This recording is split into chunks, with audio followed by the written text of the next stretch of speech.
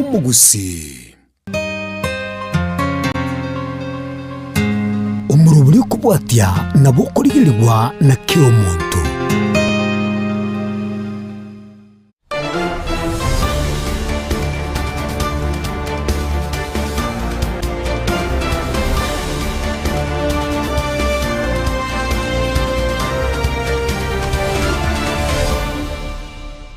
Mwanchumu Mogere wa Yensoko TV ni mambiendengi ya hasiri tukirigalie 12 mutinyo gatano na gatatu mwaka bwechile fuibere merongebere gatano na rimono kugena kwane kwa bokire buyana bwo igonogendere tubiyase mambia bono hasiri tukirigalie Jumatano na nditukumira na sembeo asomurubiri yiga bwe Etorobini go chakera bono gwekachinsa isano ne mochi abono mubaso asoko kwanera kumurikira nabo yokoligereria aliagendere tokorekana ya itire nabo yarache kubwatia tosanga sobwamo betera senchera yo mutanda gwekerera sensemo ya YouTube Yensoko TV na mbemo wasiliano na rangonya gwetere nsabwo korende nigere notisa no na ibere isano na isato ne mumara gatano omwerio beka isato engakitondera tegusanga asobwamo ego chaka gutume ujumbe yago enyenga boyo gochikanyara libaga engakito chigosase nkwane itemambia ya bono no mugene turati gusanga monere nyuma yo kanyara mayemambia ya bono gusali agendrete nuchugwa ka esimi yago gusanga asobwamo eriane Ishmael Mogere.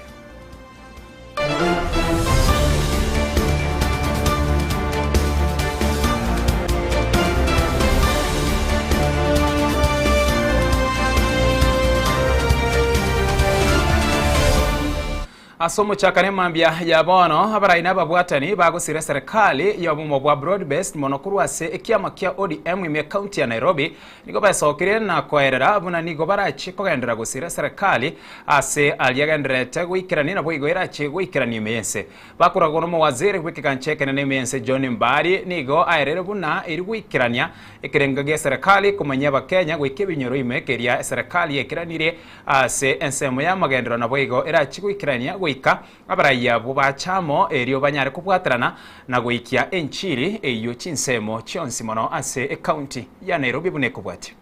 Democratic Movement Party in Nairobi County, the 17 constituencies or sub-counties, constituencies, sub-counties or branches, if you were to use the terminology of the structure of the Orange Democratic Movement Party.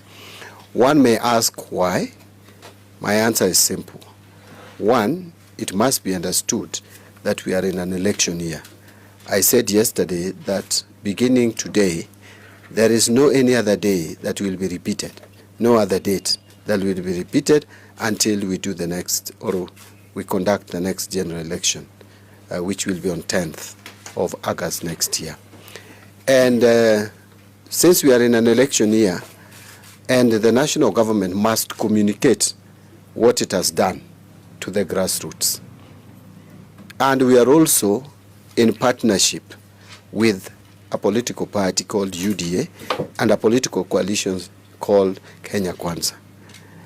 Two things. At the national level, the leadership of the government is that of UDA, led by President William Ruto. But even at the Nairobi County level, the government is the UDA government.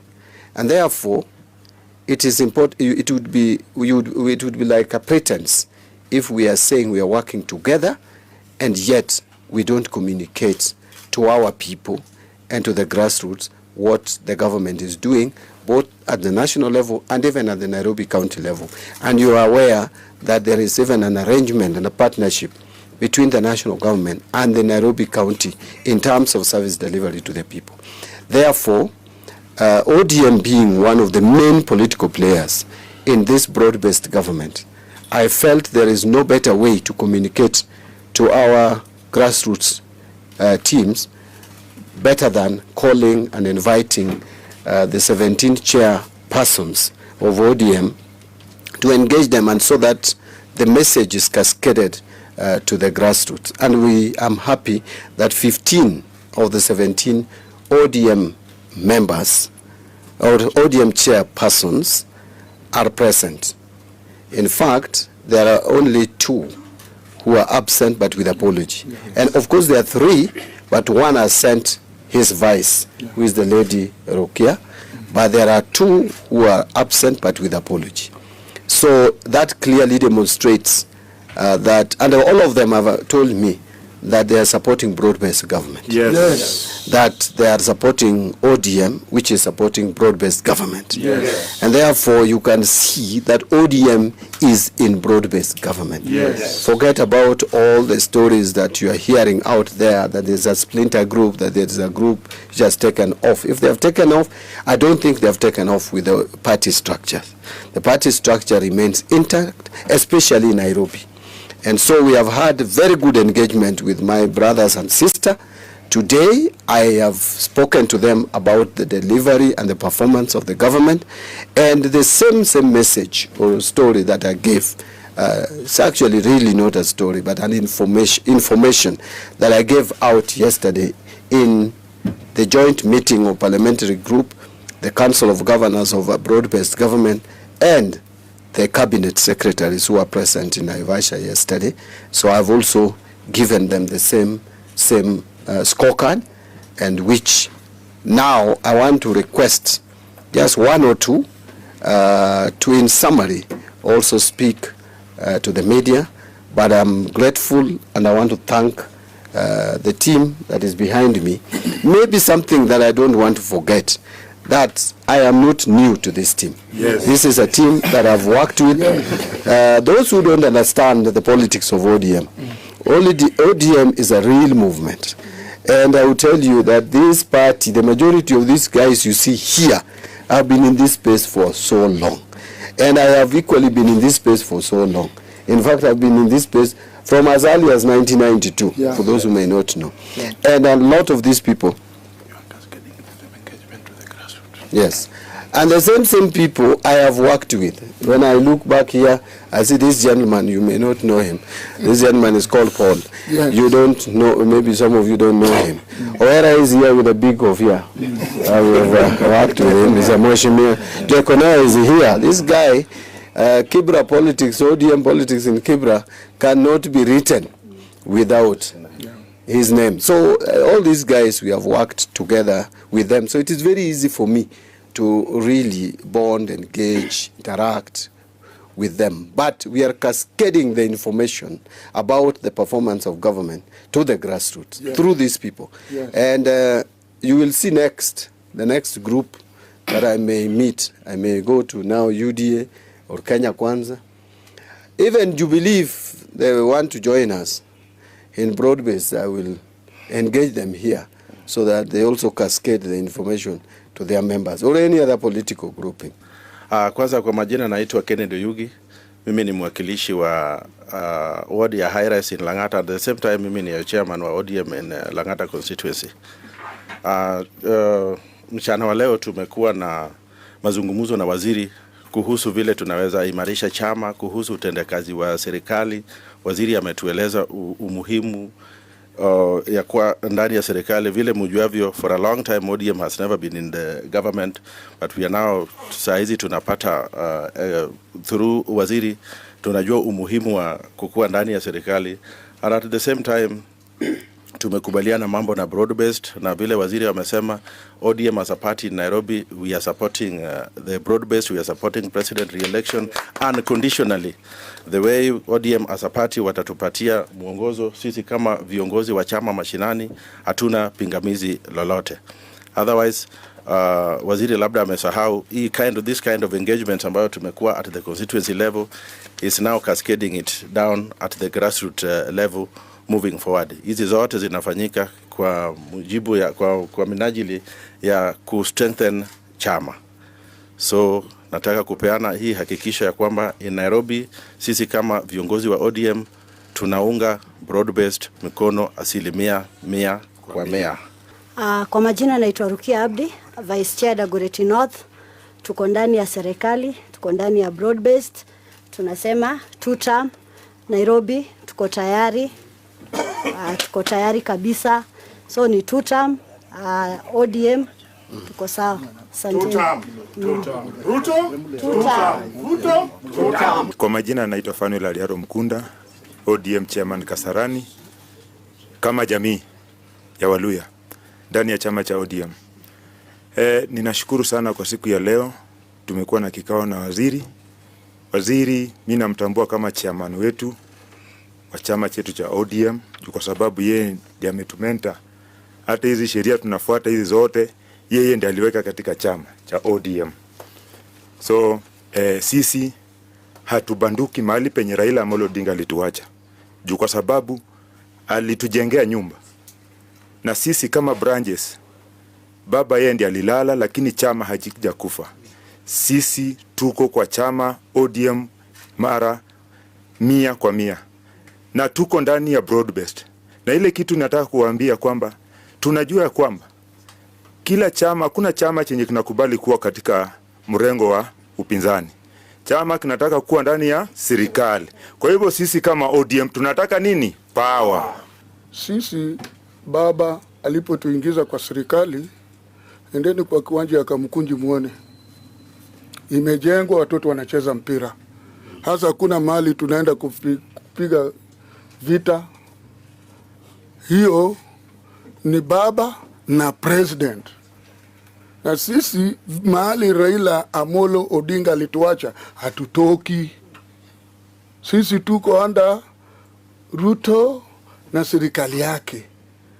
Na mtu anaitwa mzee Daktari Oburu Odinga.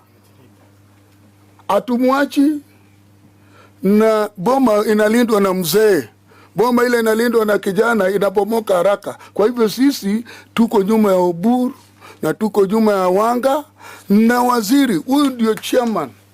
Kwa hivyo msisahau. Huyu ndio ule mwanzilishi wa chairman wa ODM. Na sisi atubanduki Nairobi. Sisi tutakwenda na Ruto, bamba to bamba, mpaka 2027. Tupigie kura ashinde, hata Raila mali yako juu. Ense mwende umurai w'ikiama kia DCP Rigathi Gachagua nigaire chinga kiukwanira iguru yobokora lino umurai we serikali ya Kenya Kwanza asegeka kimya kene bono ukwana kurachio bisi kiama kia DCP mucho Nairobi nigaire bune serikali ikoragwa na Dr. William Samuel Ruto tirekira richira chiaye kurwa chisemi oboremi obunchiriri gosiria obosagani n'ababegu imeyense na yanda mange ayo atebire serikali nigekokora mamincha na alia arierete abakenya. Mr. William Ruto had committed to addressing the inequities in Kenya's education system so as to level the playing field for all children irrespective of their background. He further committed to equitable universal basic education defined as 12 years of schooling. He further committed himself to protecting and strengthening the gains made under free primary education and free day secondary education while ensuring that every Kenyan child had access to quality, affordable and equitable education. He also pledged to strengthen higher education financing and invest in the nation's human capital. The William Ruto government inherited landmark education reforms introduced by previous administrations. Free primary education launched in 2003, free day secondary education introduced in 2018 that had significantly expanded access to education for millions of Kenyan children. The commitment was not only to preserve these gains, but to build upon them by ensuring adequate capitation, sustainable financing, and improved access to quality education for all. In the words of the third president of the Republic of Kenya, the best president we have ever had, Mzee Mwai Kibaki, and he said, and I quote, "Education is the ultimate means of ensuring an equitable society. Equitable education ensures that every child has a chance to fulfill their potential and rise to the highest level of accomplishment," close quote. 4 years later, the government has caused irreparable instability and confusion in the education sector. The gains made by the previous administration under free primary education and free day secondary education have been eroded to dust. Higher education costs, while the level of government capitation has failed to keep pace with inflation and rising operation costs. The capitation rate established in 2017 was 22,000 per student. However, today's schools receive only 9,000 per student during the previous financial year, creating a significant funding gap. Our public universities are facing unprecedented financial distress. University debt has increased from 60 billion in August 2022 to approximately 100.3 billion Kenya shillings representing an increase of Kenya shillings 40.3 billion, or about 67% increase. As a result, many institutions are experiencing severe financial challenges that will affect the delivery of quality education.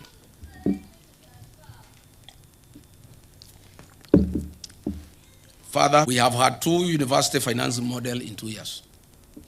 Measured against the commitment to strengthen education, protect free basic education, and improve access to higher education, the evidence presented suggests that the sector has experienced significant setbacks, placing greater financial pressure on families and creating uncertainty for learners and institutions alike. Ladies and gentlemen, Mr. William Ruto pledged to invest 250 billion Kenya shillings into the agricultural sector to shift the country from food security to surplus production.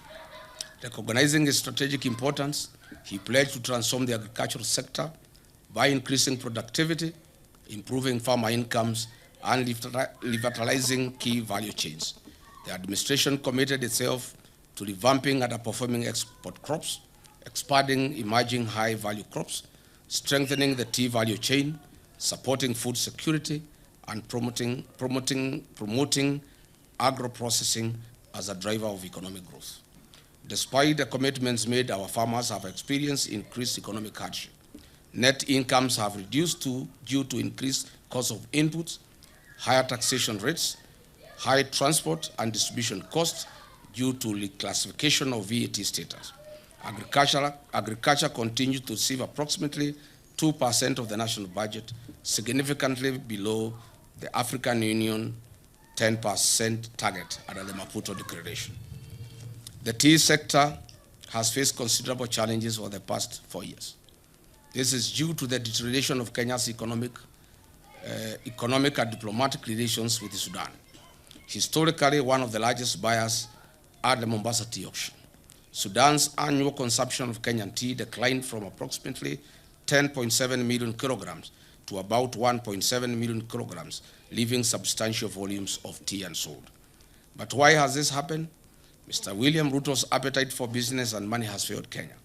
His close association with the Sudan's RSF warlord, Mr. Hemeti, in illegal trade of gold in exchange for weapons, has reversed the gains we have made. These internationally sanctioned war criminals live in Kenya under state protection and have been issued with diplomatic passports and ID cards by Kipchumba Murkomen. U.S. Senator Jim Risch, chairman of the Senate Foreign Relations Committee, while noting Kenya's NATO ally status, criticized William Ruto during a May 2025 hearing. Senator Risch questioned Kenya's loyalty following its facilitation and hosting of Sudan's paramilitary rapid support forces, RSF. Rice farmers in Ahero, West Kano, Bunyala, Bura, and Mwea have also faced significant challenges. Although rice was identified as a strategic import substitution crop, import volumes approaching 1 million metric tons annually have depressed local paddy prices, leaving many farmers with unsold stock. Just recently, on 6 July 2026, William Ruto authorized the gazettement of duty-free importation of 490,000 metric tons of grade 1 milled white rice before 30th November, June 26. It estimates that this represents a missed economic opportunity exceeding 100 billion Kenya shillings if domestic production had been given priority before this duty-free window was open.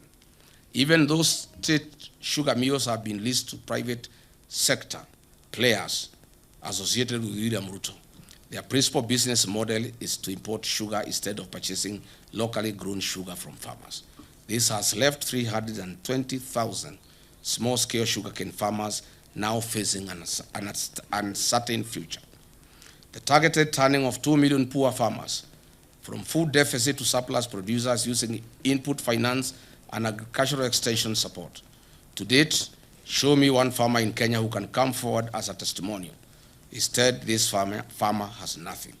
In fact, small-scale farmers in Mwea and Ahero are currently in court trying to salvage their crop after government gazetted the importation of 490,000 metric tons of rice for importation. Tea farmers are crying. A 0.8% levy has been introduced and this year's bonus will reduce from 45 Kenya shillings per kilo. Sugarcane farmers in Western Nyanza and Kisii, the government is unable to pay 270 million owed to them. Cane per ton has reduced from 6,500 to 5,000. Dairy farmers who have supplied milk to new KCC have not been paid for 6 months. It is further alarming that the National Agricultural Value Chain Development Program allocation dropped by 54% to 54% from 10.2 billion Kenya shillings in 2025-2026 financial year to 4.7 billion Kenya shillings in 2026-2027 financial year. This is a direct assault on the agricultural value chain. The Republic of Kenya is in a state of lawlessness and anarchy. In 4 years, William Ruto has achieved the unimaginable. There is total breakdown of law and order. Goons have taken over the legal mandate and the role of the National Police Service. The CS for Interior, the PS for Internal Security, who are duty-bound to secure Kenyans and their property, are the key planners and financiers of goons in the country. The rule of law has been suspended in the country. The DCI Director, Mohamed Amin, has been deployed by William Ruto to provide cover-up of extrajudicial killings and abductions in the country. I've just been told that the 2 police officers who were mentioned in the death of Dr. Victoria Mutiso, they were arrested and released on orders of Kipchumba Murkomen. They were never taken to any police station. I've just now, on my way here, been informed that the DCI has facilitated their relocation to our neighboring country, Uganda. Goons have become puncture, rank and file of the National Police Service. It is now common to see goons being escorted by the police to carry out criminal acts against Kenyans. This was evident in the PCA Mweki attack, Kariobangi PCA attack, and ACK Witima Church attack. In fact, Mr. William Ruto carries out his development tours in Nairobi, accompanied by goons. Case in point, it has been with Magega yomraiwe kiama kia DCP Rigathi Gachagua gukwanira iguru yobokorera no buraiwe serikali ya Kenya Kwanza asika kimya kene bono nigabraiwe nsemo ya broad based bairaniri nkone ya Gachagua na gotebatibu atiburo sobonde bwensi asebakwanira manke nabwo asebaigerire serikali ya Kenya Kwanza ya bono asugwikirani boigo guchigwikirania amagendero imeyense bune kubwate senkwana ayo mubunge bwensemo ye bunge ya Kikuyu na boigo mubunge bwensemo ya Suna East. In particular, he has been very consistent in the last few days, alleging that there were guns stolen from Kikuyu police station. In fact, those firearms were stolen in the demonstrations in 2025, organized by Rigathi himself. Rigigun is a disgrace to this country. In this demonstration, Rigigun organized for the torching of Dagoretti police post. Shame. The Kikuyu administrative offices, including the office of the DCC, the county government offices, not to mention the NGCDF offices that he had organized to be burnt the year before. Today he forgets that these guns were not stolen from Kikuyu police station. They were stolen from Dagoretti police post on the boundary of Dagoretti South and Kikuyu constituencies. But the name Kikuyu cannot escape from Rigathi's mind. And I want to remind him that out of the 5 guns his goons stole, 3 of those guns were recovered. To date, I have confirmed from the police they are yet to recover 2 guns, and those guns are still in the records of the police service as they are guns that were stolen from Dagoretti police station, police post. And therefore what Gachagua has been saying can never be further from the truth. Rigathi bitterness because he has spoken on matters touching on CRBC, a Chinese company, and also alleged that there were also Chinese from some China civil engineering company that were deported from this country. Rigathi has beef to pick with the China Roads and Bridges Corporation, and his bitterness is the high priest of corruption. He attempted to extort Kenya shillings 300 million from CRBC when he was the Deputy President of the Republic of Kenya.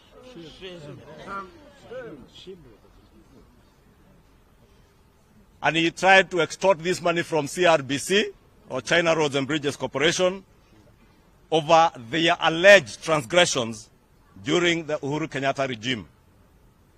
CRBC, being a state-owned enterprise owned by the government of China, declined his demands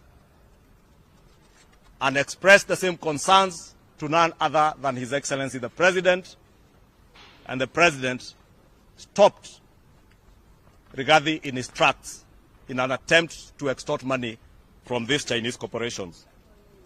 It is noteworthy CRBC contracts are subjected to all the laws of Kenya and scrutinized by institutions such as the Public Procurement Regulatory Authority.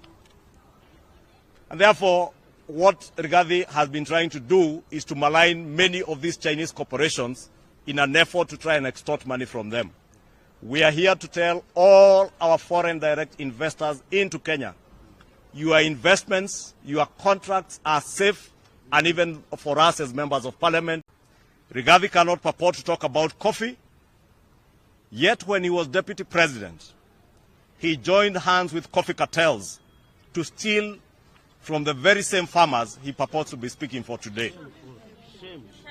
Kenyans will remember he demanded 3 shillings for every kilogram of coffee sold by farmers at the coffee exchange.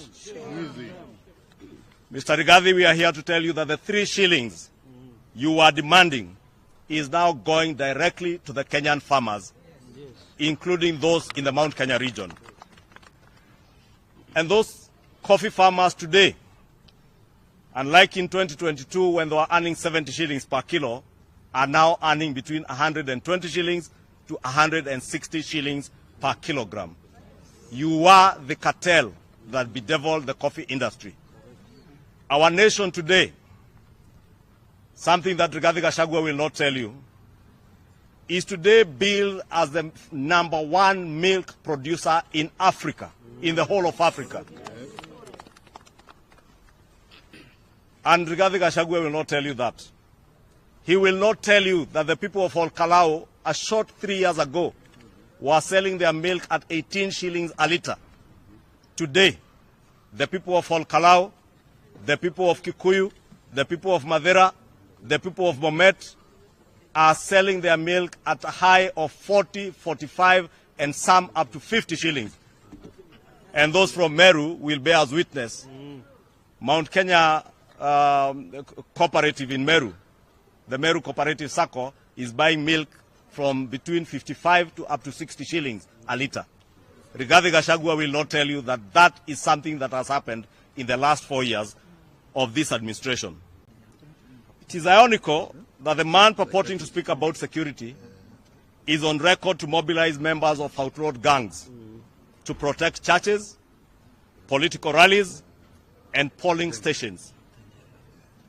And you have heard yourselves, Mr. Rigathi, even on media interviews, telling Kenyans that hata sisi hatujabeba watoto kwa migongo.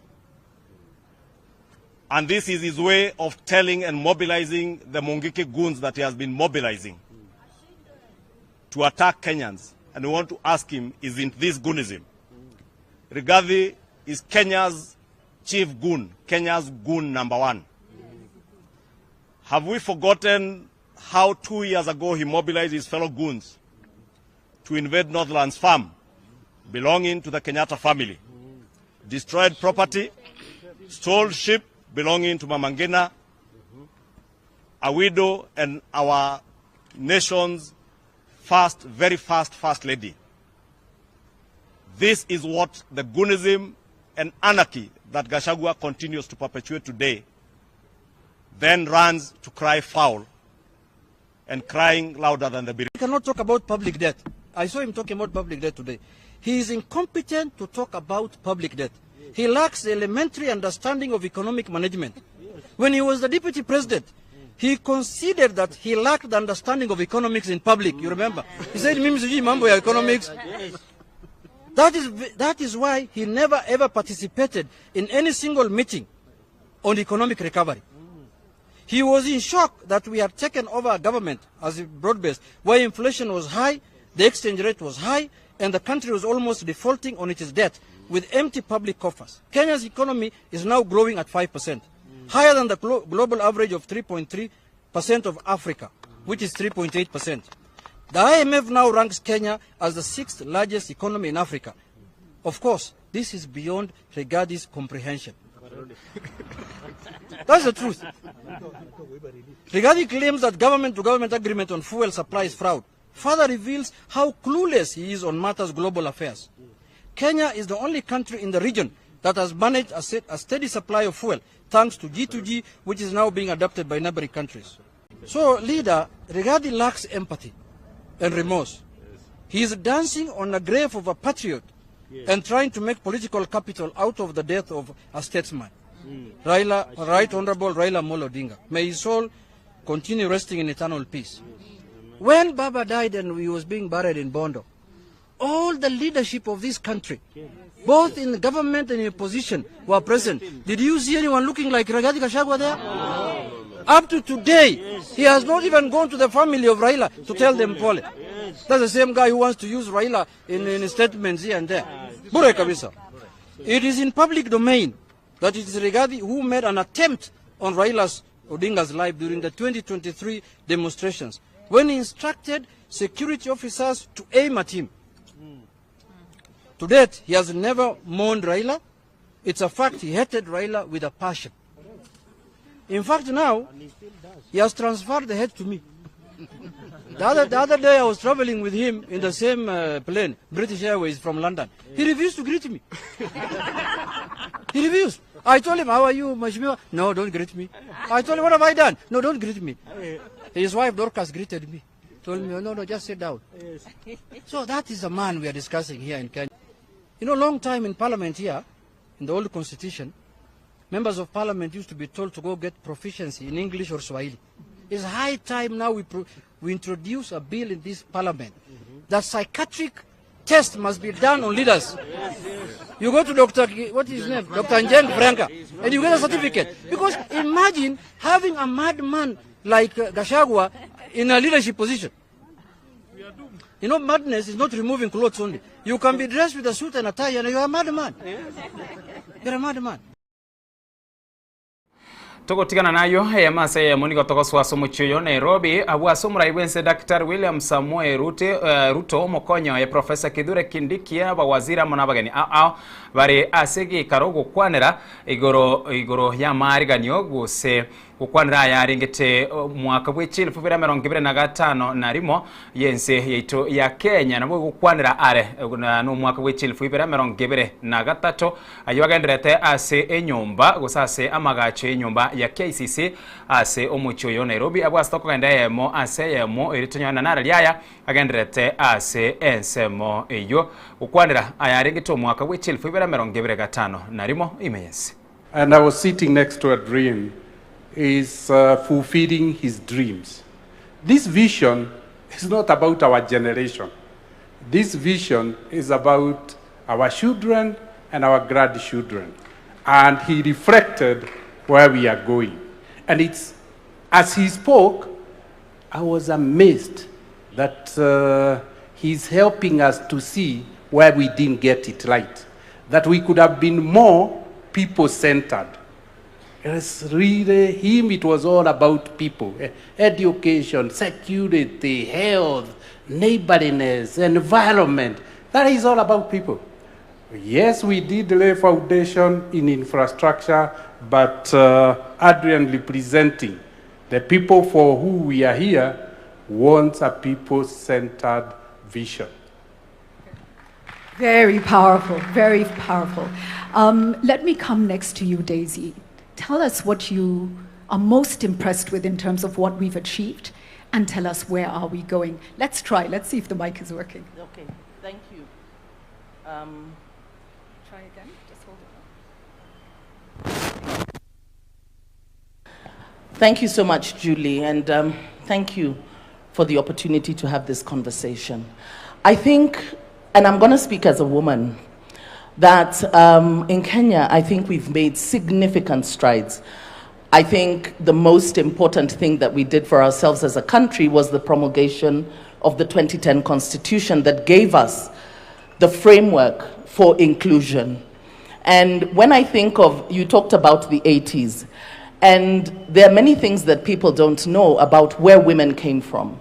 I remember when we were in school in the 80s, a woman could not walk into a bank and open a bank account without the permission of her husband, if she had one, or her father, or a significant male other.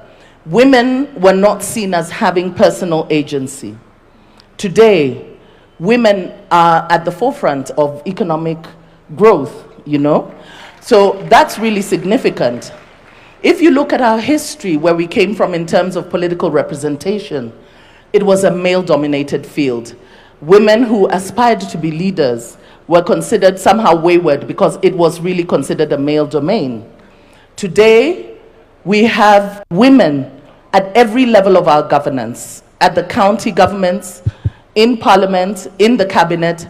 I see here we have 2 female governors of the 6 governors that we have in our country. So we're changing the face of what leadership and governance and power looks like. When you talk about indicators in terms of education, maternal health, in terms of economic growth, I think we've made significant growth, and we need to appreciate that. We look at all the hardware that's been there, the roads, the railways, and everything. But even in terms of income generation, I think we've come a long way as Kenyans. So somebody talked about, the young man talked about democracy, the freedom. You know, I really don't think we appreciate the kind of freedom that we have in this country. Angel sang about how Kenyans shouldn't insult their leaders on social media. The freedoms that we have in Kenya, the ability to be able to speak and express yourself, I think this is something that we take for granted because it's not available in many other jurisdictions, but in Kenya we do, and that's why I appreciate this conversation, because it's giving us an opportunity to be able to have a conversation and channel our energies towards talking about the Kenya we want to see beyond Vision 2030, but also to diffuse some of the tensions that are there, because we agree that we're having this conversation within a context of a lot of uncertainty in terms of employment, economic pressures, and all that. So there's also skepticism as to why is this conversation coming at a time like this, just a year before elections. But I think it's important that we have it now. That's why it's important that we have it now. So even the ability to be able to gather here together, to have that conversation, the president calling us as citizens to have a conversation about what the future of our country looks like. I think we've come very far, because usually it's always top down. It's presented to you as citizens, not calling you in to come in. Let's have a dialogue, let's reason together, and let's vision our country together. That's incredible. Thank you for that. I think it brings me to Betty. Let me come to you next. And, you know, we were at the forefront of a lot of dialogue over the past 20 to 30 years. And maybe one of the most important things about this country is the ability to sit together and listen to each other when we need to, in the most difficult moments. Let's walk through for you, what are you most proud of? And now as this country comes together in this discussion, starts this process, what's the realistic, process that we need to go through? And I think it will be discussed further, but this is not a short journey. This is, tell us what you see, and ideally, where do you want us to land as a country? Well, thank you. It's on, right? Well, thank you, Julie, and referencing how far we've come in this conversation about the future of the country. And like you, I'm actually very excited that we're having this conversation in this context, because we've had conversations about Kenya in the past, and it's not from the 60s, when we think about the futures work that was done by the NCCK. So Kenyans have been thinking about... We adapt. Sorry. Kenyans have been thinking about themselves. We gave ourselves a vision at independence. We gave ourselves the goal of eradicating poverty, disease, and ignorance. And therefore, we've been shaping our futures over different times. We've seen, as James has said, if I think about our childhood, when we grew up, I'm thinking it's my age or slightly older, the differences in, our experiences as children then, and where we are and where our children and grandchildren, because now we have grandchildren, are growing up, those are totally different society and a better quality of life. So I think we need to give ourselves credit that we are not where we were in 1963. But we are not where we would like to be. So we've accomplished a lot socially, politically. We've celebrated the Constitution. Economically, we've seen better livelihoods than we experience, education, health. There are many things that we can talk about and celebrate as having accomplished as Kenya. But we are also aware that there are things, we gave ourselves 80%. Somebody might be less generous, James, and say maybe we should give ourselves 70. So 70 gives you an indication of how far you are. And Professor Hino has clearly told us this is where you could be if you did different things. And I think when we now think about the future, we need to think about not focusing on the things that have worked. We like to look at buildings. We think development is capital projects, roads, which is true. It facilitates that. But there is something within that we need to work on. What sort of economy do we have? We focus a lot on, and we are aware of how unequal our society is. So if you ask me, what should we aspire to? We should aspire to a lot more of an equal society.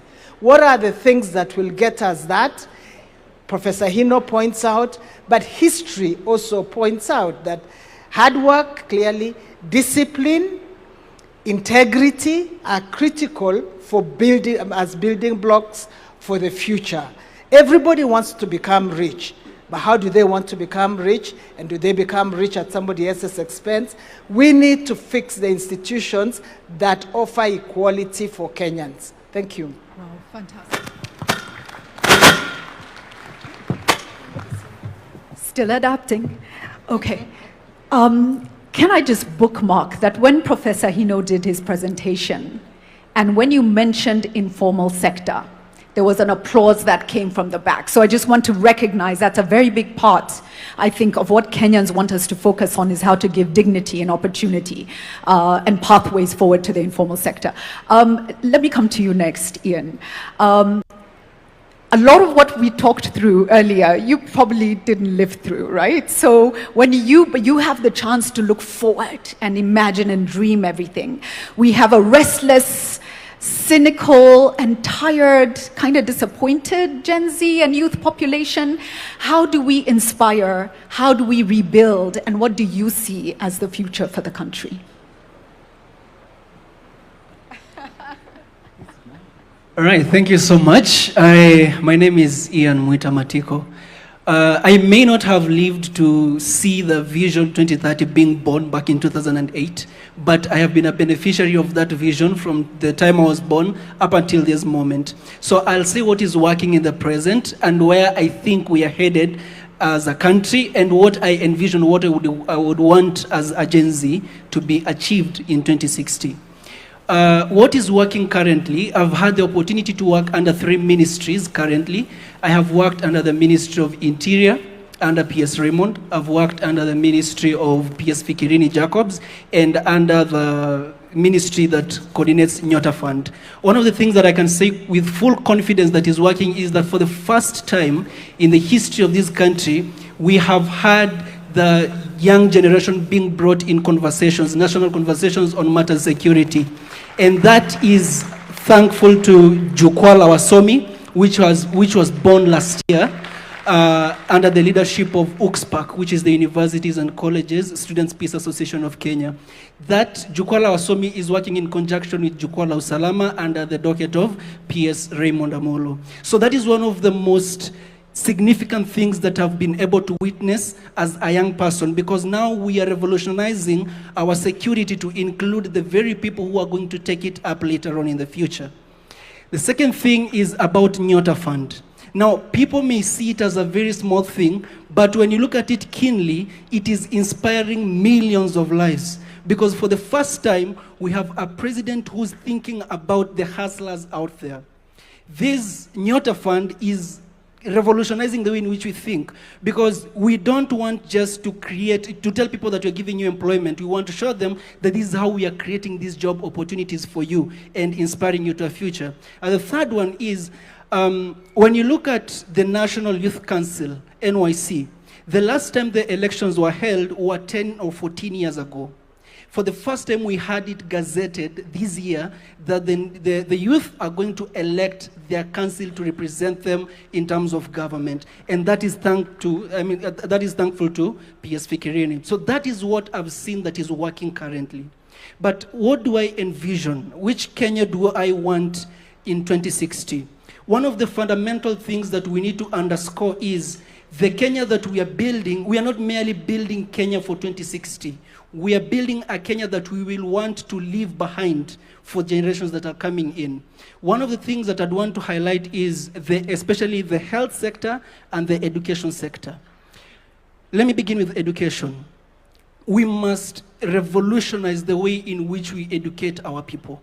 We must not educate our people to seek for jobs today or to want jobs today, but we should position them to tackle problems that will arise in 2060. And that means we need to bolster our education system. We need to position our people in such a manner that we will not be consuming things from outside, or we will not be consuming knowledge from other states. We will be instead exporting knowledge to other states. We will be inventing and we'll be inventing things and sending them outside. So that means we need to invest more in our education sector.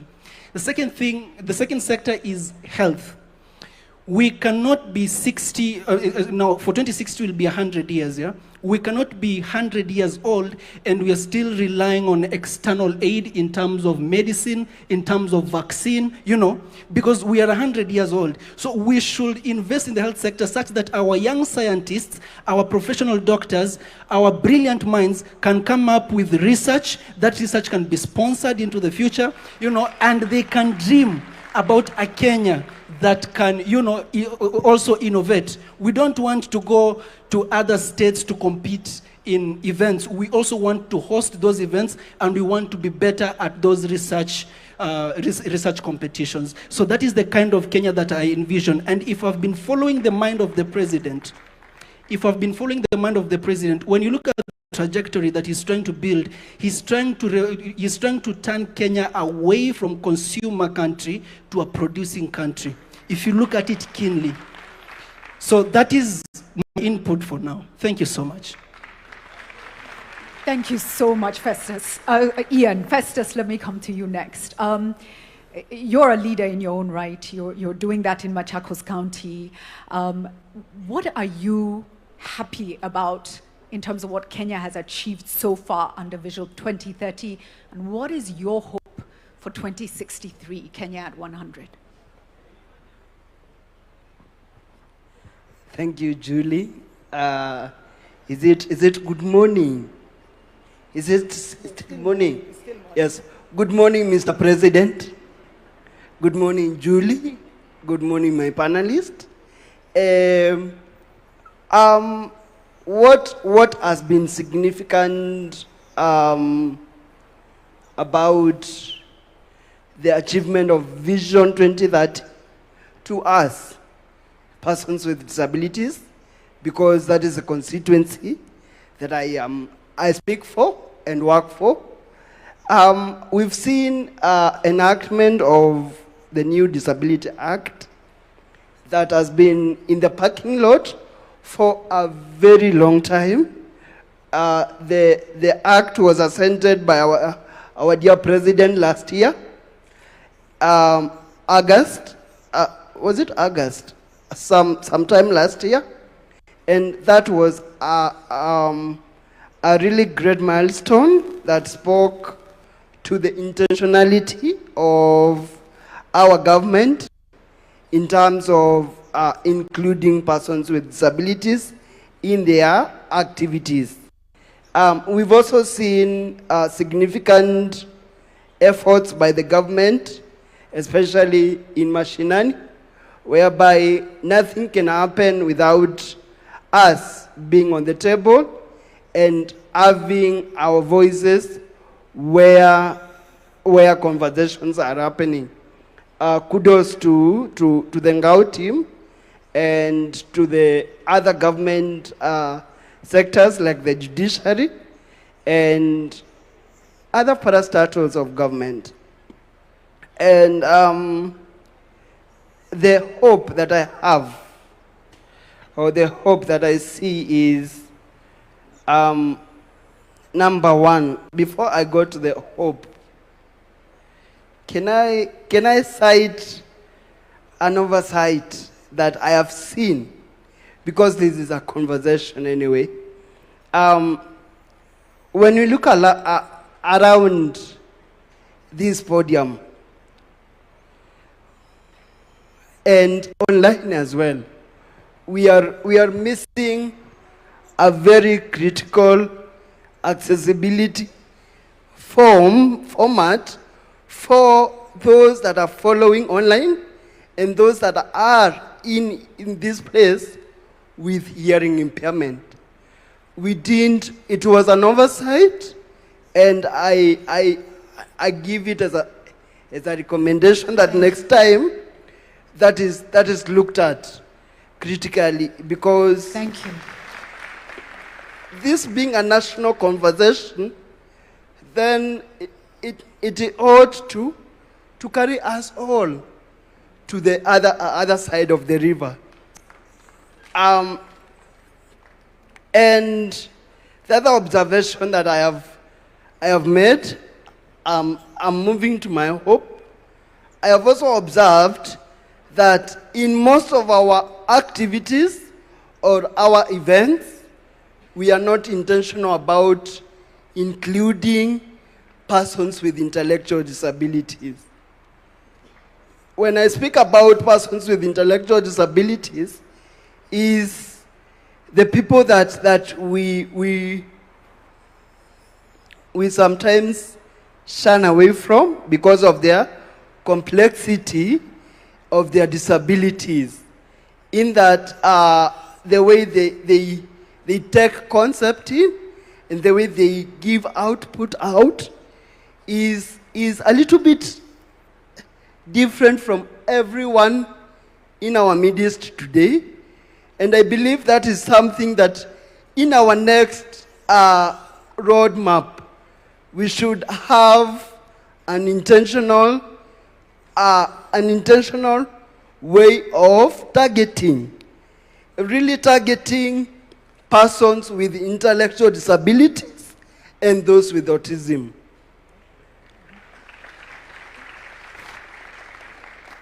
The other thing is that I need us to see more formats of communication in our various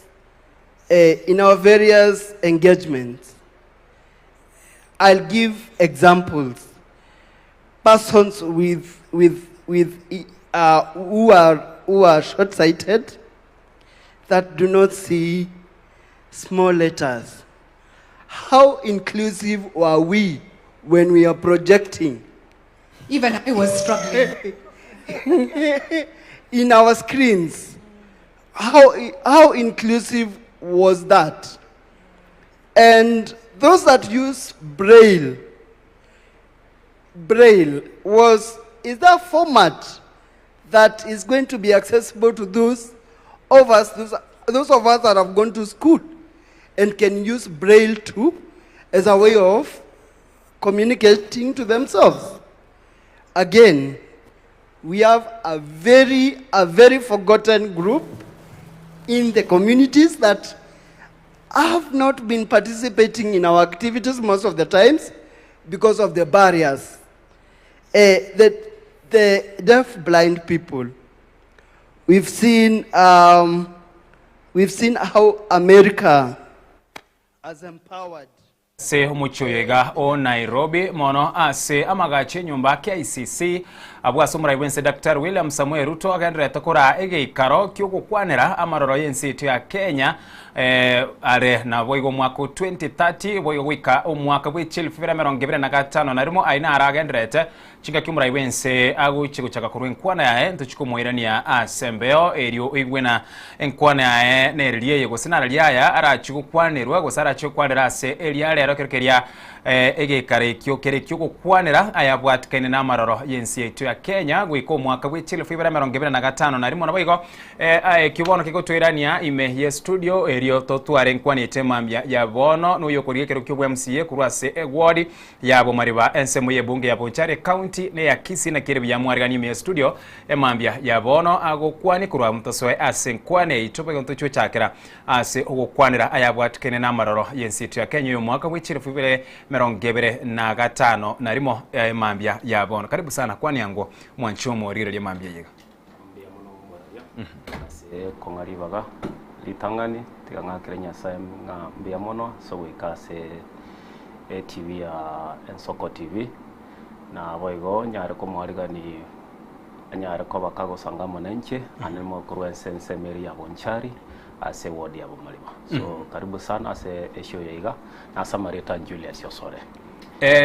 Julius mambya bono niko tukuchaka na kerikendrete ase amagache kia ICC kukwaneregro ya Beyond omwaka bw'echili 2023 yani asubinge na maroro yensi yetu ya Kenya gwiko omwaka bw'echili 2025 na rimonyore Vision 2030 taribono ya chake ya chagitukura ase serikali ya enya gusira Mwai Kibaki gocha serikali yomurayo kana bwensi yetu ya Kenya Uhuru Muigai Kenyatta na bono nigotore ase serikali ya bono ikorawea na Dr. William Samuel serikali ya Kenya kwanza lakini nigo bono na inde ba introduce ro seba chakiri muroberionde omuya wo kwanira vision gose amaro yensi yetu ya Kenya wika omwaka w'echili 2025 na remo igoro ye vision yega ya 2060 wenywere ntraika 2030 bado mbia mono muralia yentege tangani vision beyond vision 2030 eyere ono iga mambia ere discussion abono mambia se mwicho maneno Nairobi ari KICC kurwanse ensema yane korwe recommendation na boigo kukwanira beyond 2030 ekenege ndokia beta buna wata umuralia koru murai Mwai Kibaki the late Mwai Kibaki togacha oyo rura soborai oyo kurokwa His Excellency Uhuru Muigai Kenyatta na bono igayo current state kyoborai as the president sitting president umurai Daktari William Ruto as a comment yane briefly comment yane is a corrigate what they're discussing about Vision 2030 beyond asenche bado kende nkiyo kiabe implemented especially for the 4 agendas chilikia lenge because yekawateba by 2060 nkiye katara kora kitaraika bado 2030 torenga kiabe implemented still are on the gauge was on the verge yokoligenga there is still time for Vision 2060. What is this getara korekana kegochi wakolekana 2060 because already ntoraika 2030 still the 4 agendas no arenga ase serikali eli ekera 4 agendas chikorosigwa no arenge ase serikali une minister gocha mbaka kera arenge deputy president still no bari ku implement the 4 agendas bado nchira ikerana still Kenya nkolerere citizen nkolera bale. What is this that are so unique with which were accomplished in 2060? So on my own view, serikali ya Tanzania, serikali we need a change so that tonyoro murai or as ko implement the 4 agendas, especially the economic upgrade ye country ya Kenya. Nerenze na anda maene tuhalirire mono. So we need a change kende nkeo ige tofauti kego chiko kana 2060 itarakolekana saa ige chiko by vision 2030. Yes. Ekero tu kwanera kwanza vision 2030 ekero tu kuri chipila chiria inye chienge nchum tuwabwate amangana economic pillar whereby kwenekina uchumi ensi tu ya Kenya nere asi aragi ya mono ekero amangana ya kiuchumi ose economic nyere no nyina amangana yukuli kwemire mono wago chiraime amangana yo kwandira ose prosperity tubwate social pillar nere no ego cheme social pillar aigano tuko kwanira amangana bwatkenene ne chisemi obo chenu amangana yo bomenye ose housing tubwata amangana gender water na boigo other social services alafu ntubwate ensemo ya political pillar na rono kwenikia na rule of law useri chikon kubwati walire amangana ya accountability na boigo amangana bwatikane na effective governance guse oburai obuya ngokwirani ase pillar ya kabira na yenge nchomano ya social pillar amangana yitisemi boniga nigo tubwate a system yitisemi ya ekurukwa CBE boniga competence based education boigo tubwata amangana yobo chenu shange yare turinyure nigo twarenge SNHIF boniga nigo turase sha asamara housing osobo menyo serikali ya bono negendere tekweni kino ubwaga chipinyomba cheli gulire inse amangana gender water na boigo social other social services chiganire kwenanwa na serikali ekero tukwanira iguru ya vision 2030 na boigo asense moye pila yenge ncho sana ya social pila ebinte biga byonse kisemi obochen amache amangana bwatikene nobo menyo gender and everything serikali yabone egene tena yakolire kirikiganirwe ikiraniwa so koje yekiranire kirikiganirwe ikiraniwa ase vision 2030 na mwana ase social pila bas dan tiyabona tuskebusio chaki okwanira tutwale na maroro yankyobono bia mono moralia kuchakuligelia marura mambia the vision eye gotenga 2060 we're not talking about 2030 already is a done thing kulingana na government ya bono lakini kulingana na common mwananchi na intwe especially the youth bracket walitokonya gocha who are very new in the industry and we also focusing on technology unekonya gosuka na mangana ya agenda whatever social pillar moralia kene kia mangana there is nothing that has been done and that's why kerali tuko we are busy complaining in the streets mbaka kerare kene tuharolire mate moralie sai tenge ngakili ya maega okungainwa sai ense ya ramukiri we are heading to another direction so koligelia mangana marra mambia with me I will not comment that this country still yekira sekora mangana 2060 tiatora deal with that mangana especially asha ayotari atabuate an achievement since the government came into power. Number ibera mangana CBC, that's competence based curriculum system ya chirokoru 844. Moralis kolega matkama ega 844 at least saya bible nimbale bakolera afadhali to irane 844 system. Because nkora tono no mwana asagochi so na bible ya very complicated with the system mama think what is supposed to be done and what has to be done so we are busy complaining and as per now into kelikero moralia vision 2060 tigo morai bwense ara beke break kidogo ara deal with the 4 agendas, especially the social pillar agenda, because if it's working, it's only working within those people of area of interest. Chi section inchire, chi ministry inchire, chi okora because he has an interest there. Usikole yo moraibo na bunaiga, even obochori buaye in terms of ministries and ministers, ahakobe komondo kulingana maybe in terms of obosani, of which is not working. If I get back, ngoira ni maya gomoralie enga kie serikali ya His Excellency Mwai Kibaki, mpaka today, mbale bago tamani toirania se tonyoro moraibu na Mwai Kibaki. Umate was very calm, lakini usikole bono igo morayo no are street kolera every time nechi safari go chisiko. That's why it's not delivering. So the government is not delivering to the common mwananchi, and that's why the economy is very hard to us, to the common mwananchi. Yeah. So in some comment about the CBC, yeah, very expensive. ya very very expensive you bado tataranyora a solution yaya makabono iga inche gokwana iga I'm an expert in financial advisory whereby I normally nkonyora chiavinyu chinyinge cyukugamba na our common mwananchi, our civil servants, abalimu, the military and the etc. Omorali, I want to assure you these people eba kolera bawata that 844 because nothing has been implemented in terms of education in Tegatanga. It has failed totally. Education has failed in this country totally. And looking into Vision 2060, I can assure you we are not going to have competent graduates from even using the CBC curriculum system.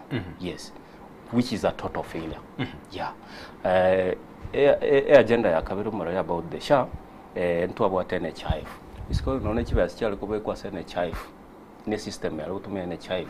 It was totally working, unlike how SHA is working right now. In Choma nyene, I have been admitted and I was forced to use my own money. SHA ye okora le denga ye okora. Ekora to the few people where he has the area of interest. Amagana amangtora zo kwanira which is a failure in the current government. Yes. So amagana 2060, I don't see reason as to why Omorai Dr. William Ruto akwanira 2060 yet he has not even done the two agendas. Njirawa very successful before 2030. Yes.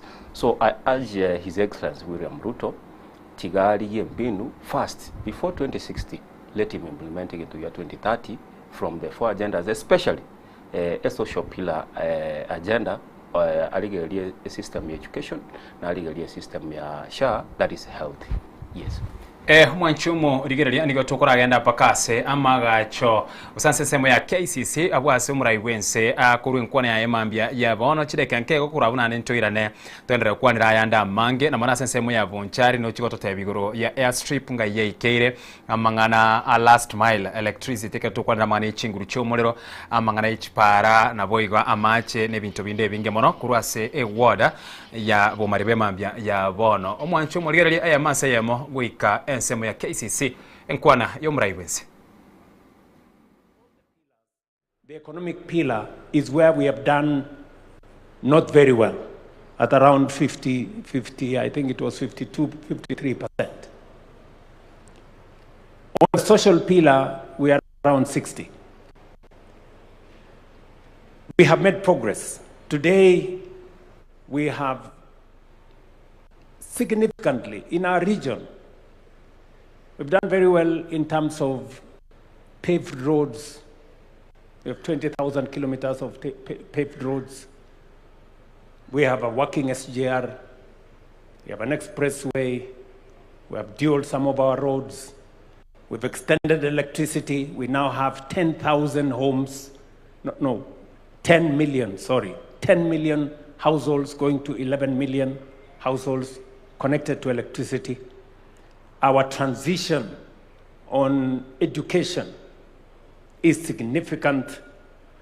We have done very well. But why are we having this conversation? And I want to thank the people of Kenya. When I asked the country that it is time for us to have a national conversation about the long-term vision of our nation,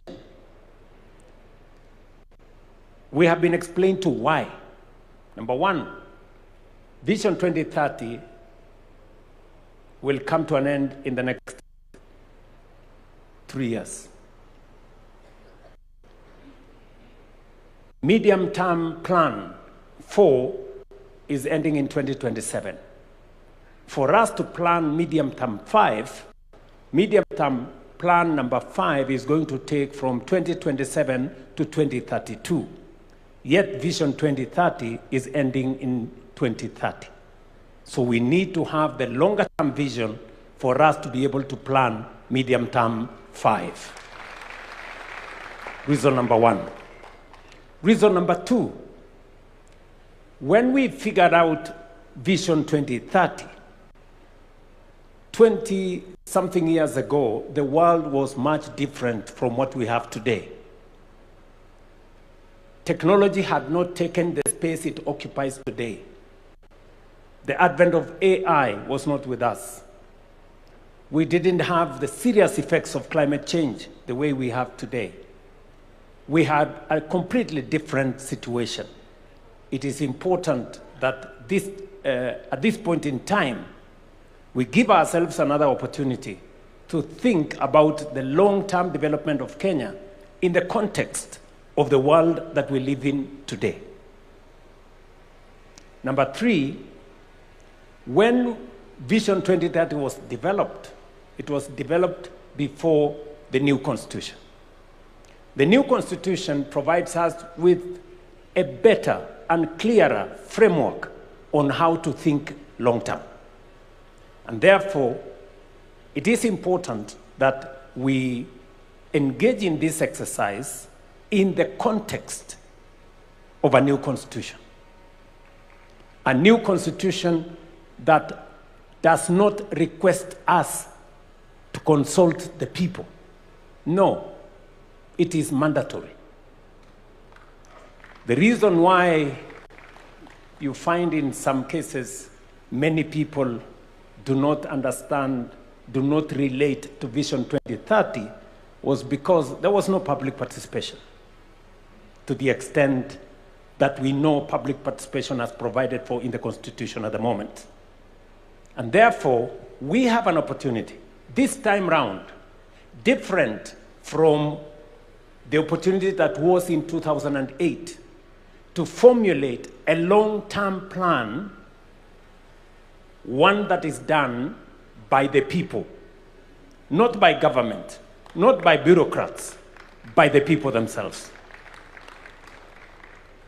And therefore, we need to give ourselves the opportunity, and this opportunity that we have to think about Kenya long term. We want to pick the minds of everybody. The farmers, entrepreneurs, students, technocrats, everybody. Let them tell us what kind of future that we all want to think about. And nobody should assume that any one of us has the monopoly of knowledge. This cannot be, and I make it very clear, this is not a government project. This is a people's project. So Kenyans must prepare themselves. It is a responsibility put on our shoulders collectively.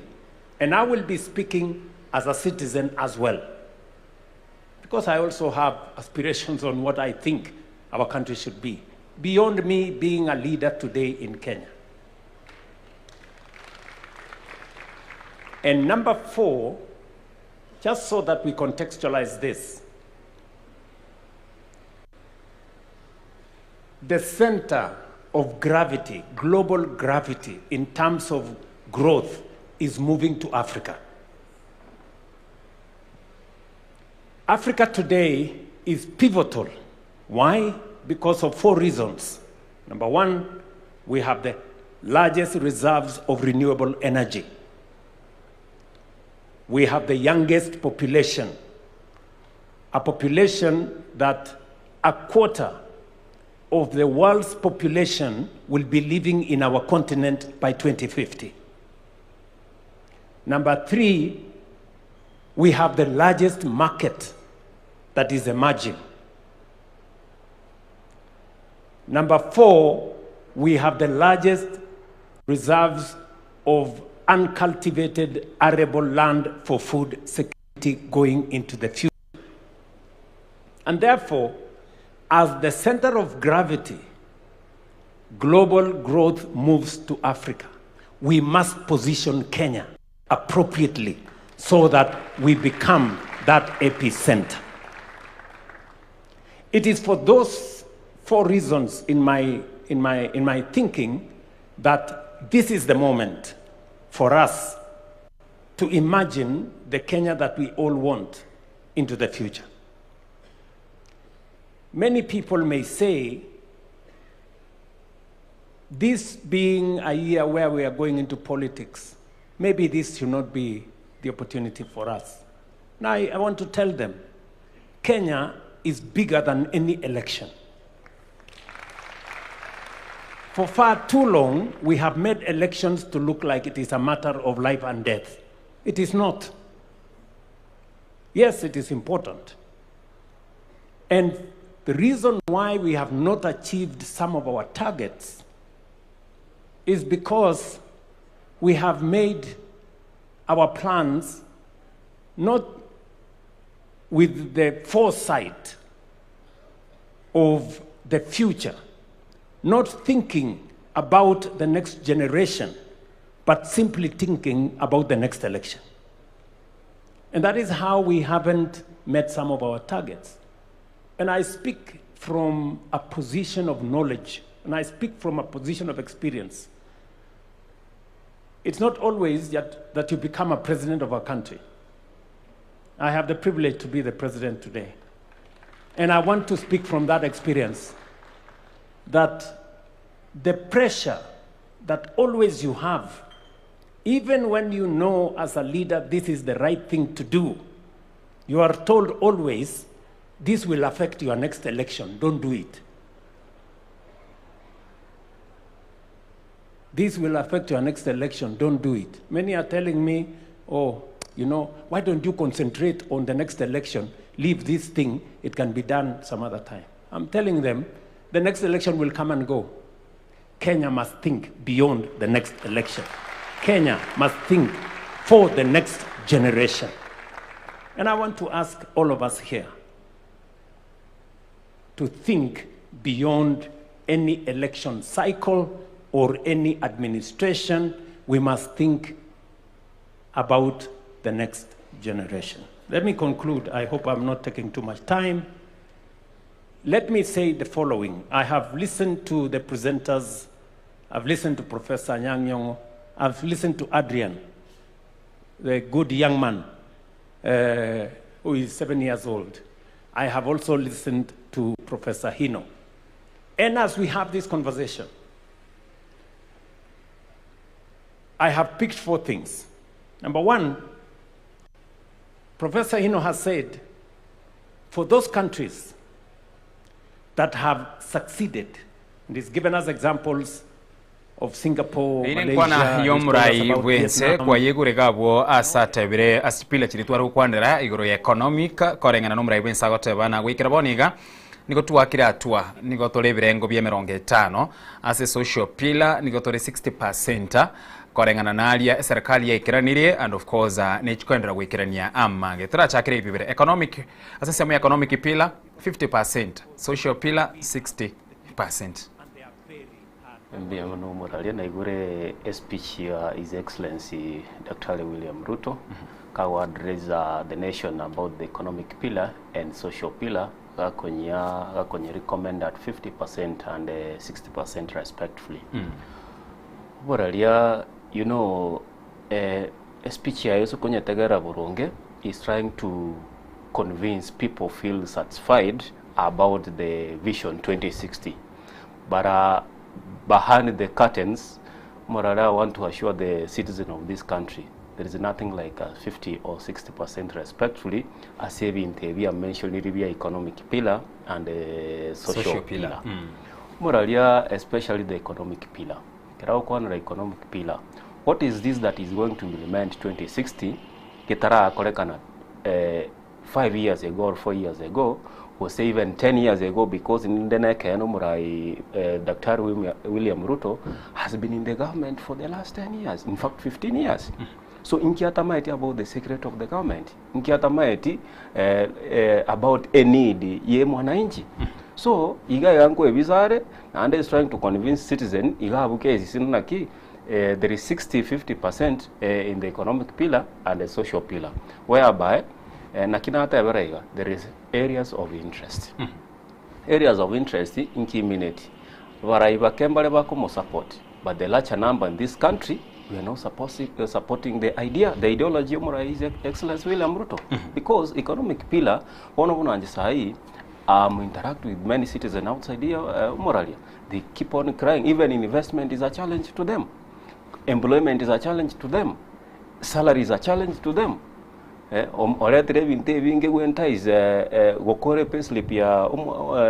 employers, even the private sectors. What is it about the 50% economic pillar? Or Dimitri himself, there is something remaining in the economic pillar and the social pillar. What is this that is going to work that has not worked right now? So, Omoralia, and it's time for us to wake up and face the truth where possible. Si atote bania kene ande tote yomurenga ekirenga kinga terirenga kikwalo convince abantu sahaya abantu babukire kurwase barenge we heading to another direction tote take into exact there and there neck to work with the truth. Broad-based nge ya chire wetera se kiama kia ODM wega nsemo ya Kenya Kwanza nkwaruche nsemo ya Naivasha bagoteba hadharani na bono ase obochero na rubu mwako goche wikabachi kubwaterana ilikuwa kia na aliaganirwe wikiranirwa guchiare gokorekana ikingi chikokonya especially as nsemo ya political pillar na of course go stabilize ense ilikuwa kina nyoneno batwere rumbororo iligo guchikoreta magendera. Omoralia nkwera ni maya kidogo asiri swali likwambulira about the broad-based government yego chikobwatira ne kiamagia UDA UDA might even killing ne kiamagia ODM ntete kwera ni maya historically kidogo because I'm an historian. 1995 chikura chia korekande then Omoralia olengo rekerogo was His Excellency Daniel Arap Moi Nerolenga mamulaka ande kiama abwate kiarenge buneke UDA the government nerolenge the government kiama keno kiarenga se serikali naenga KU. I remember there was opposition the by election gekongiro kidogo chia kolekante Olkarau recently is the same thing gia kolekante in 1995 1994 in the same place Olkarau Kipipir. There was opposition party and the government party. Moralia then the government wanted and they supported and funded fully. You know what has happened recently in Olkarau. Lakini the opposition wakaenda wakaungana wakabweke rokeli.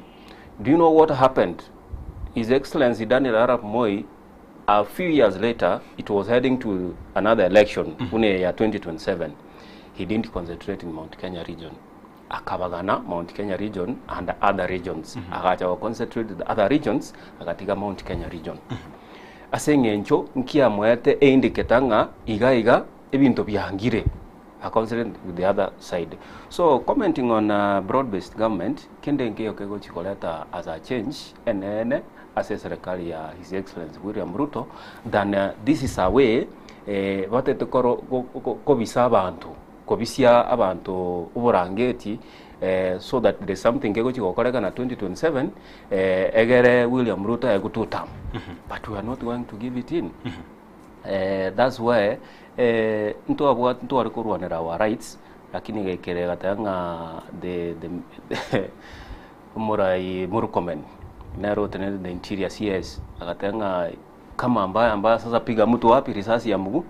The only way we are going to fight risasi ya mguu is through the ballot, and that's why we have decided this time around the Gen Z and the millennials we have decided that we are going to have our own so that we see na kitoko change the government of Kenya. Lakini awasi millennial na Gen Z ekura nero mutabwati statistically na data ya bwango iga 2 million plus na oba registered na ande say 2 million plus yabo konyo romete nyona banta banana barabo no bali. But I want to believe to assume the lesson this time round. Yeah, very some previous years 3 years ago about abanga Gen Z millennials generally the youth bali waka kura etore street kuoga twanyora 500 200 twakoraki engakie kura twakam chimbuna lakini tuli wakambuna around yetole kipaumbele and I can assure you this time around ebiroge binge this is an observation which ibiro kurwa say youth umara iwense na chite asorongorwa gusi umutinyukane umwakoyo igabwechiri 2025 narimo agakwanira iguru ya Suneka airstrip of course yaganiriko upgraded. How far is it singe nchaye bo nchali okoru nande bo maliba inche no aboninka no monchali alininka so far so good. So far since umoraya chite bo nchari agachaka hedi abanchari nga airstrip ina chanya korre renovations na kwenye upgrade mpaka wa leo kende nkiya korekanire still we are crying about the airstrip na hande tuanze to weta airstrip era chirusi wali na no Nyamira because there was a conflict of interest about in airstrip kurusi kusudeka and maras ji sironga suneka. There is that conflict of interest. Where should that airstrip be? So kinegen to bwato woba egentege tangani kende ngiya korekanire ase airstrip yeri na promise eti abanchari na chabe kechibesa na kyo morali ora promise abanchari 200 million no nye school fees kit ya comrades turabeka segendo ku help kit. How that is possible? That is an impossibility. That's a dreamland thing. You are anticipating no chokara lakini pesa chinchi on this country. The other day he went somewhere was in Sudan akaleta about 43.5 billion dollars. That's close to 230 billion converted to Kenyan shilling. Chibese chinga ichire is investing much in politics than investing in citizens. And we are the people I want to invest chibese so that we see the good leadership we have of Vision 2060. Yes. So airstrip here, I can connect with it and say, kende nkiga korekanire suneka, and we fear airstrip you in the next even 10 years, kende nkiga koreka, because in cheninka nkoru, galininka, na ngwetandoro, in fact, totally nothing has been done. Yes. Kera tukwanira mangana last mile electricity kubeka chinguru chomolero ngakie ya mumwa korengo 2024 mura iwense naro rakanite at some point agosomba asetinga obataiga umolero obwoka. So I don't know chisemo chinde buna bono chisemo chia rongo rwa Mount Kenya barabwo no mogoko bwekana barambo bwate estimate of course tubato mu waziri pio wandai inero emiremo yae no bokora libwaye eyebo nchali musunde usirira umuralia ndeto kwanira egentege tangani no kwanira about estima korom umurai ngomara kwarengo somba kachitinga ko connect ji what nata yaba egento byo kwebisa abarai mbali toko ni kwebisa korokia bananchi nga we are delivering yet behind the curtains we are not delivering enenchira yemo yogo fumba bananchi nga I'm anticipating to do something. Une speech yaro kwa na 10 minutes ago tanga I'm anticipating at individual level. What is this that individual level? Because you have the powers. No what chinguru, you are the president of the country. You know what has to be done, what should be done. So again to carry that is a nebi che korokinga na ki ninte to kore gento lakini timbu atinguru. Umoralia ahange mono. Abaraya bange bawo chokoboli chikura. Una sai nindo che baraya bankuru nseme linkuru especially bo maliba ward nteto comment amanga estima in fact estima tera ikabo maliba ward especially ase kinyorukia nenkuru yentanke or young polling station estima teyo abantu bale musunteime saa moja abantu baraire babwata gosoka isiko. So that is not service delivery to mwananchi. Osomo bunge no bwato kurukonchoke nimbwato mubungo kurukonchoke. My question is narore ngotara tarande ga alipo nchari kana nyorire ngaki especially am focused ne ward yane igento gyo ngora ko ba connected ga ne wifi. My question is umurali wifi nera mwana nji akuri wifi ena kiako ba connected estimate kiako ba connected estimate hiyo and it's connected as estimate where there is area of interest. So toikire ngaki where we have to giminete no watana nenseme watana nenseme yemo kurwase yemo namba iberna makwebori it's okay wifi ngoretore wifi ngoikerekero mondo. Number 1 ngokorete wifi guseni ngoyerete wifi ngokonyereta. That's also a rhetorical question but rende to account what because the mandate era sumubunge Daktari Onchoke toma kobori one wifi ye na kigojo wewe ukonyo mu mali kusena kiyo konyo mu nchari. Number 1 we are crying of bursary. We are crying of endagera abana bataka the vulnerable people mbaroro mbarekeru mbaranyo renchira bakwande skuru mbaranyo renchira bakoragera mbaranyo renchira obumenyo bwa buronge abamurambara abakega ari mbaranyoraga asi bakorire chiskuru recently. There is many scholarships, but to what a scholarship which you got, or you see abana from the families, or by the scholarships, but you are bringing in a Wi-Fi. Honestly, mwatebere wa approach mheshimiwa kumubolia na korengana ne chira kwalirete abanchali na mono ase ward yani usekenyurukiane nkwaliyete ire yoko kora number 1 number 2 number 3 lakini wekera boni yakene kya korekanire mwatemire gochamo mu approach mu mutaranyone no bisiae for the purposes of accountability. For the purpose of accountability, Moralia, I don't want to talk about accountability and transparency because Omorai keroko bolie kerogo eiranere ukorwa before otara gwekero that ngo ikiore gwekeranie iragete asengenje kwarorere esababu gochira sama mulaka gose in power is because of ABCD. There is no need for us to approach Omorai where you are supposed to be responsible. No what executive, no what advisors. What are the advisors doing? What is the executive doing? Because already from the CDF office, no what the chairman of CDF. What is he doing? What is she doing in that office? Because you need to be accountable. You need to be to bring out things very clear. The only way to which we approach the sitting Omura Yororo is through the ballot. 2027. Nakitochi kumatenga noisa ine toko irani, usitoisa ine toko leki, toko rusi. That is the only way to which ko confront the MP.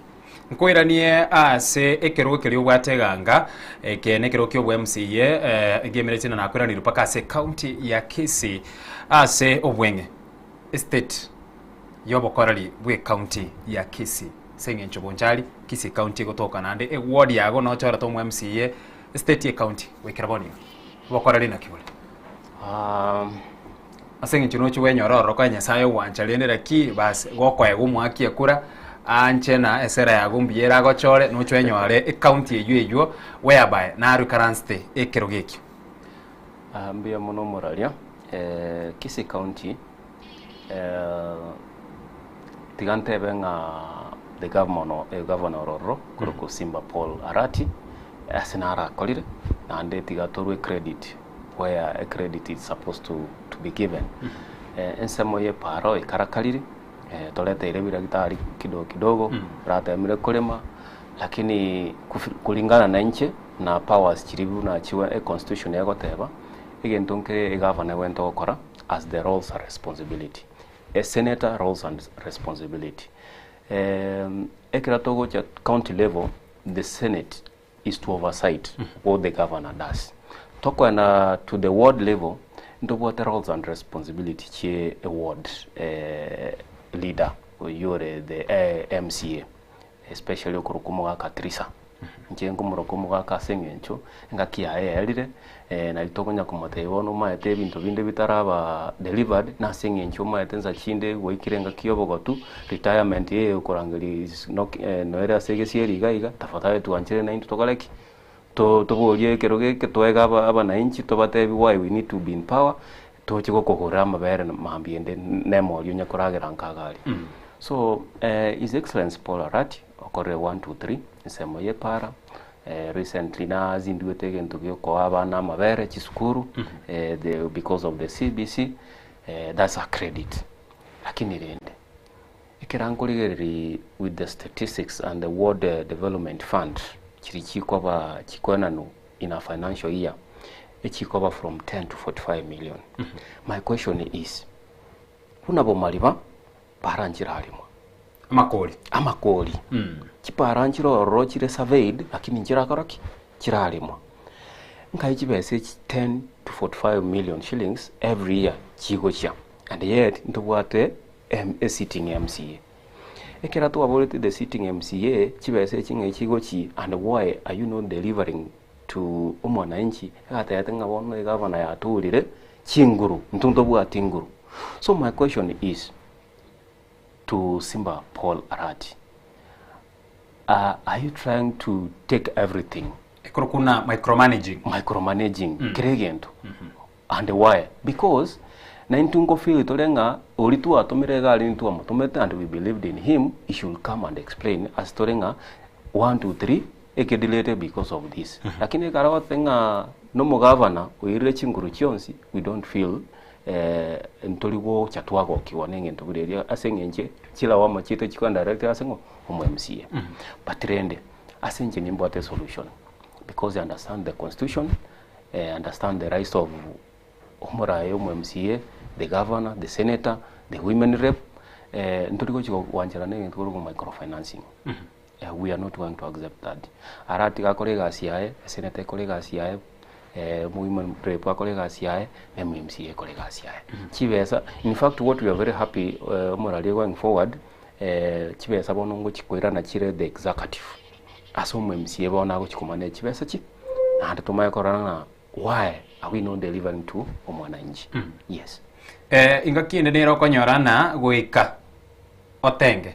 Usogere netengo yumo governor kwarara reti county chinyingo konyorana konye kore mamincha gose kogenda mamincha no mu governor gose turi wanchirana nali agokora na bera ache kobera konsana asobokoreri bwa buno mu MCA na boigo koenana services guchiase omwananchi na nekiko garo konyorana aba MCA abange kero basero obisi nigo bagotema kogenda netengo elia yumo governor mambira mambinde etoka nena kwenyorera se NSMU. How are you going to handle this asengencho negento abange bagoche baboli bono manyete ni kwanda NSMU elia ni gongo sira moino gaiga sengencho ya 1 2 3 4 5 na gwakonyora ababande na barabwo ko baboli na nkieke nekigetara korekana kwanyora gotebina mayete na sengencho ndari gotengere dance yo mugavana na kiye kogera ngendera tokumiwa enchirenga buneyiga morali twarore ebise binge bunebigo korekana nganya tuligo support a government, tuligo support the governor and whatever tuligo nyora service. But we have a constitution ya gotebana. Kingotenga that constitution moralia. The constitution doesn't allow you kogotenga we have to support. Because ikera watu mu serikali go se kwa guchinguru chegento gete ekwa chinguru kino mwananchi. Because kerogeke yale ko banga kerogeke nkwena nkere kankero muntu ngonyora chinguru chyo kwa wekeroke. Lakini kerogeke is a voter nero ko kwakerekura. Karole turiwe yakera kura obwate kura yamo yoka. So echinde chigo cha kurwaralia so mwananchi. So that's why tokwenda go saba chikura se ground to go campaign. There is campaigning period. On my own decision moralia. Pigen to go tanga if I don't support the governor, I don't support who, I'm not affiliated to Nini, that is not going to happen because I know the rights of the constitution one. I know my responsibility, uno morai, uno mo MCA. Nima yatengo ontometa sekerogeke. At the end of the day, umonto wachiko wasaisha what I've done, no mwanai, tari governor. Because chiwe se chikurukuru, the national government, kocha to the county government. The only authority a government is to just sign. Ebesa soke. Chiokora magendero. As they are authoritated, ngache go oversight, go so go chiba chiri, ache go chibaga, as a ward level. There is nothing like that. Is unless to what interest the government. That's the only way. But if you don't have interest, you can deliver to your people. Yes.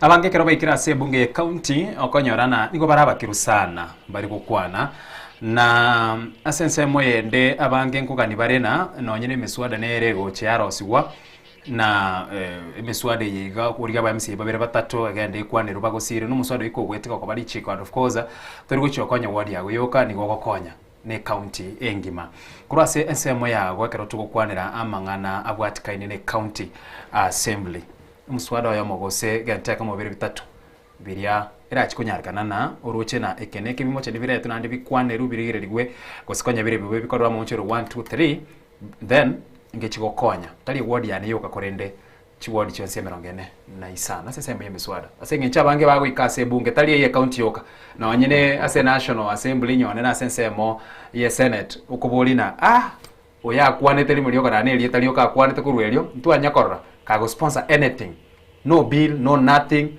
not even voting yes or no. Ni go babegeta machimon. Bia mono moralia sensema imeswada tuarere gente kama tukamange even few days ago the finance bill. Oswada ulio finance bill no bwate changamoto chinyingi sana in parliament, especially the determinants here ngo kuru the Senate House. Elia kabere ntu arigeti na ki the deputy president oyo the toteba oruse tuororo Rigathi Gachagua. Muswada uliekero chete impeachment. Asenyenjo ekitogo kebeka public because kero muntu namatenga chibesa nchiatarite. Junet Mohamed nakane tegorona kenen kialengane. Junet Mohamed ya ukana asenyenjo buna wate betengo no harase tengeyo. Karolire. Lakini ne wekanite nandeli tanani watebara chimilo ni weka iko. Chimilo ni weka iko. Bono nga yate nine. But the fact is chibesa nchiatarite abantu mba chibesa kwembicho mongwanoli. Recently nko the story chikonya gotare mitandao even publicly on public domains that chibesa nchiatarite and that's how mongwanoli akoretaki abete impeached. So ensemo yemiswada twaligere chinsemo chingi sana many constituencies aba MP abange batali go support chimiswada bunerie serikali senge nchogote ngo tuli go support muswada gete then we are even ngo chitorego ko make sure nga then coming government tuli go chigotokoro osegento gete tuli go chikoba ko chigo usishwororo. So essence mo miswada kulingana na nche there is need for justice, fair and just go chikorake kwa prevailed egere nono mwananchi ago kikuna nechi service ago chikonyora. It's also good to support muswada go sego posi muswada kulingana na each clauses chiaya. Yeah. Ekero kere torochiko chikokorera emambia yabono ewodi ne yabumari of course asinginche chinsa tumayo chikutware nkwane ye buyana ande boronga se enga kiende ekero kere toratware chingaka. Your top priorities ase ewodi yabumari bakere torochiko chiago korera nchire cheche.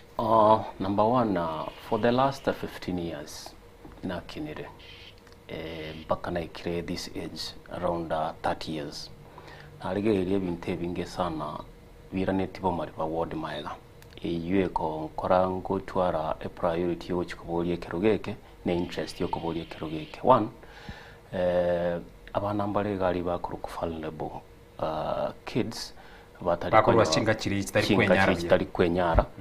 This is one of the priority ngo chikoregereri na kibao chikonyore support especially ya masomo.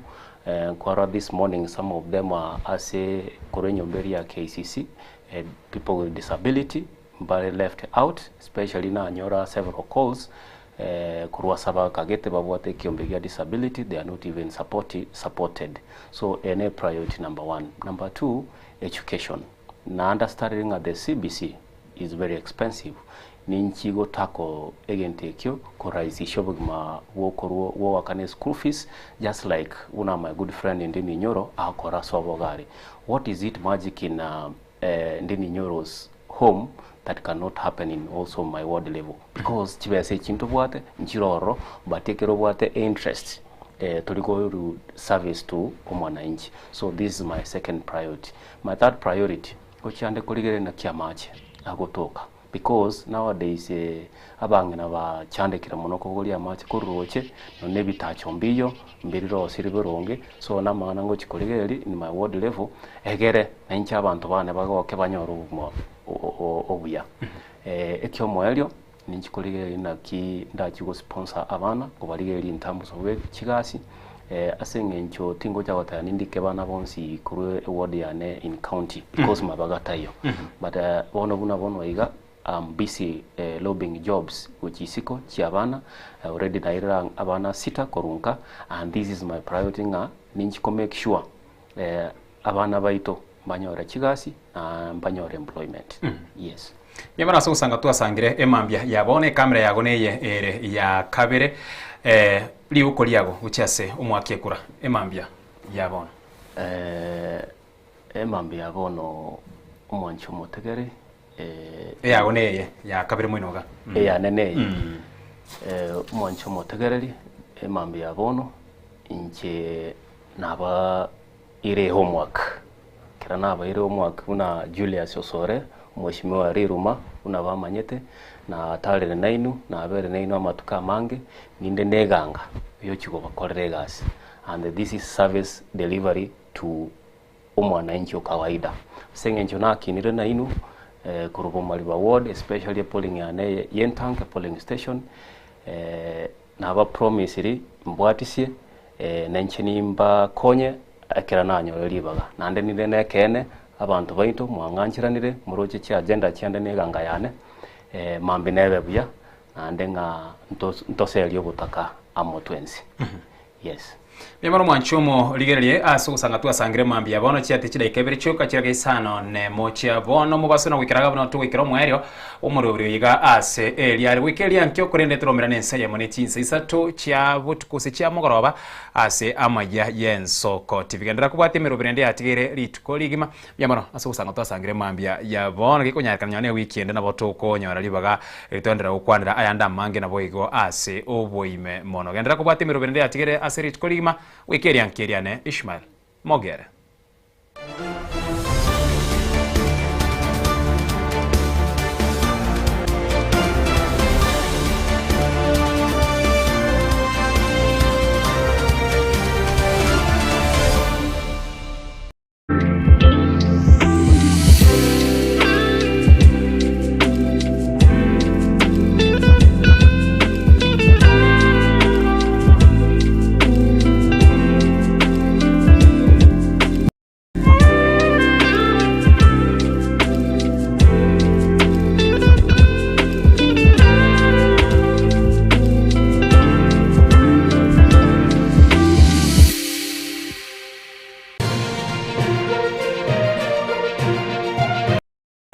Eje Yensoko TV.